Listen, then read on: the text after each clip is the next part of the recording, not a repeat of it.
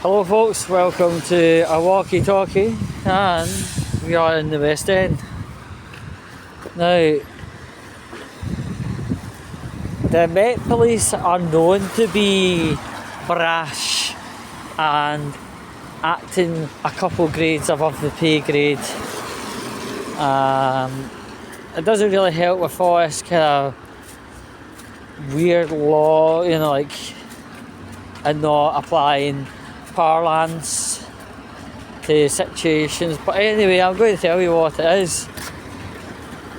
A person who has to use a wheelchair in London got his wheelchair confiscated by the police, also known as the Met Police, and the reason was the guy had I think it can attach on the front of the wheelchair, which is basically a motor, and the police nicked the full wheelchair because it didn't have insurance, road tax or other legal documents. Right? I mean, this attachment, it probably works in quite a similar way to an electric scooter, but it doesn't go up to the same speed as an electric scooter. It goes up to about 5 miles an hour, which is less than the limit. The limit starts at 5 miles upwards an hour. But this thing, it just basically provides a bit of support for the wheelchair user, in the aspect of, if the wheelchair user's faced with a hill, it provides just a little bit of boost to get up the hill without completely knackering the person on the chair.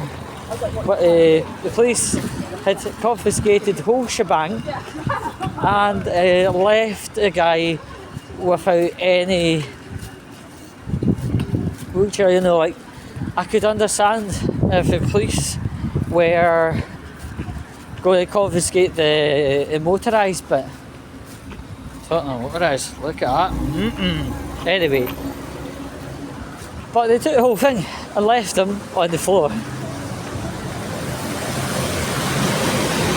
The wheelchair was returned 9 days later. Right? An apology was given for taking it longer than previously anticipated. But this has to be shockingly thirsty. I know police can be very dogmatic and applying rules without balance or anything else, but this is an interesting precedent of thirstiness and job worthiness by these two officers. Although the Met Police have apologised for taking the wheelchair longer than what it should have been, they've now apologised for the incident, which is not good enough. Now, if you are going to take the motorised bit and confiscate it, then okay, fair enough. But to leave the guy with no wheelchair altogether just goes to show how freakishly job worthy the police can be, and how cold-hearted. And it kind of reminds me why people should not be so reliant on the police, right? The amount of people, oh, Jack Doe said something hurty on Facebook and I am feigning offence, and because I'm feigning offence the police need to come in and get involved and take his digital equipment off him and have him in a courtroom and then get him served with a 127. Ooh, no, you know, that kind of person really does need to realise the police are not the public's friend, right? The police only look after king, state and money, right? Everything else is irrelevant. We're irrelevant, and that's just the way things go, you know? But something's as straightforward as what I was trying to describe gets treated with military brute level enforcement. Whether the guy in the wheelchair is going to be going to court, I don't quite know. It hasn't been properly indicated. But I suppose if there has been a confiscation, then there's a court visitation not too far down the line. And I really do hope the judge, if the judge is getting involved in the matter, I really do hope the judge throws it out and gets damages organised for this gentleman, because disability it's a horrendous thing to deal with, but when you've got dogmatic Jobsworths laying down heartlessly without balance, it's a really big indicator that the police are not public's friend. They're public enemy number one, sadly. And all these people, you know, maybe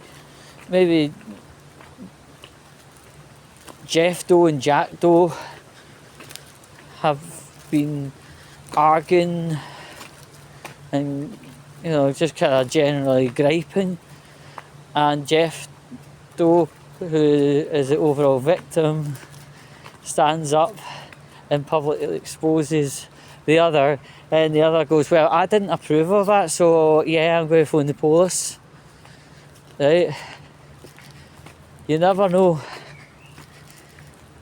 The police attending that situation could have came from, like, maybe, you know, a car crash, or having to deal with a lady who had been sexually assaulted, and really, really heavy stuff, and then they get a sample of this situation, and quite understandably they'd be like, you called us out for this, that, it's called self-induced, pal. No? And you know, in that circumstance, you know, the one that called shouldn't be too surprised if the police start whacking out fines for wasting police time, or something similar, or sending the whole situation to a courtroom. It's just ridiculous. It really is. It's ridiculous, and people, you know, let's say for instance, Joanna Doe phones the police because Jessie Doe had stole her car parking spot, but in all realities no one stole anybody's spot, because neither of the Does actually owned that spot, either be through, you know, a disability marker on the road, or a other thing it says like private or other, yeah. And police come along and look at the situation and say, right, the person who called us out to deal with this is get a fine and maybe a referral to court as well. It's just absolutely amazing, really, what people think the police are. They are not mediators, they're not arbiters, they're policy enforcers. look at the name, P-O-I, was it P-O-L-I, as in policy, E, enforcers, policy enforcers. But to weaponise policy enforcers against people that you might not terribly like, or might not like because they nicked your car parking spot, is thoroughly wrong. And there will be a day, if this is a frequent item, you'll meet a cop come off a really serious matter. They take one look at that matter and start getting rough with you. And that's just the way things go. But the guy in the matter I was telling about the wheelchair, he got his wheelchair back, but he didn't get the power thing returned. Now, he has quoted, he has been international with the power pack on front of wheelchair. I never had one problem up till now. I mean, clearly he's not going to crack out 90 mile an hour as he goes about, does his shopping. I even looked up the model of the power pack, you can somewhat call it, and it doesn't do any more than 8 mile an hour. Did it not dawn to these job thirsty police that, to be honest,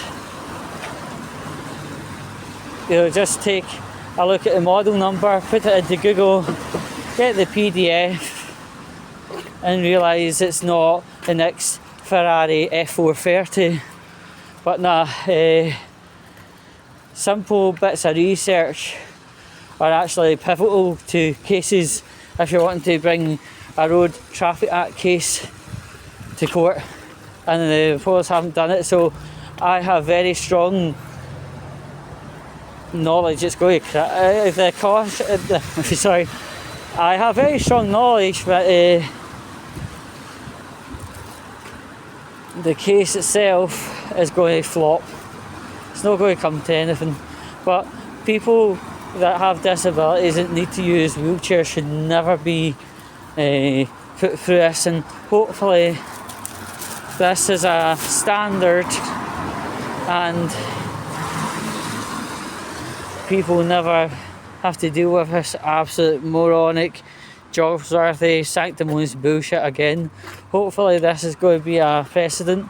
Now, I have been told that our disability groups representing this guy and lawyers will be as well if it does come to a court.